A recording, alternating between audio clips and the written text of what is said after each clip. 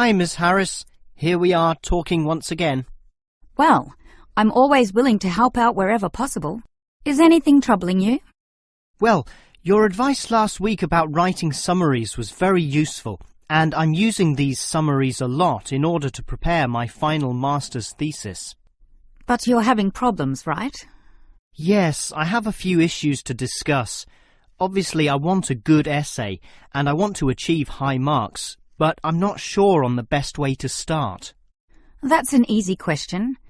Start with a topic, but not one that I necessarily suggest, but one that you want to explore. You will always write better when doing so on a topic you are interested in, not one imposed upon you by others. Well, I'm interested in management theory. Then pursue that. However, that alone is far too broad. Break it into various current areas of discussion and relevance. Then look more carefully at one of them. Say, management and cultural differences, or management and motivation, or other aspects, such as the role of salary, group cohesion, or leadership. I would say I'm interested in group cohesion, that is, how people interact in the workplace. Well, that's a start, but you can't then just write planlessly without defining exactly what you intend to do within the area you've chosen. You'll have to think of a thesis, and this statement could be of several types. Such as what?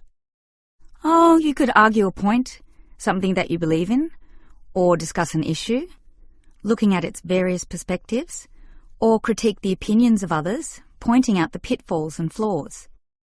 The thesis statement will make that very clear because it will say, in simple terms, what you intend to achieve in your essay.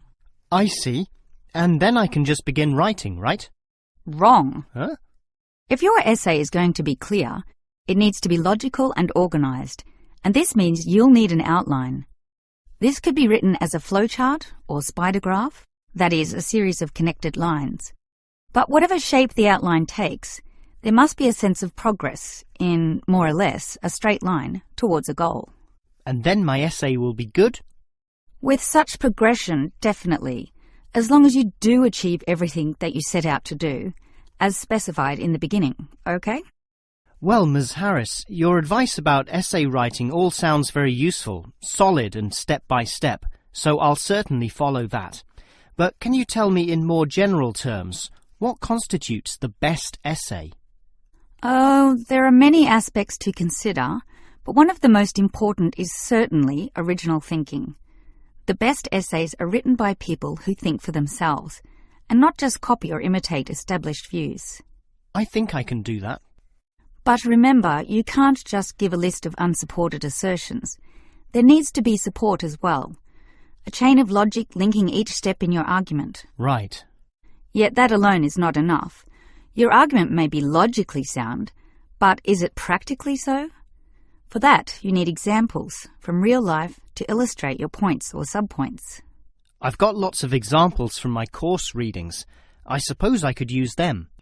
But remember, whenever you use an example or facts or figures that are not commonly known, you must give a reference. That's an academic necessity, without which your writing will automatically fail. So it's necessary to give these, right? Absolutely. And with that, your essay will be fine. But always ensure that you format it clearly. What do you mean? I mean the practical considerations, as written in the university style guide, such as leaving appropriate margins, using double spacing, Arial font, and so on. You see, your writing must look good as well as be good. I can certainly do that. And finally, related to the previous point, you need to respect the number of words required.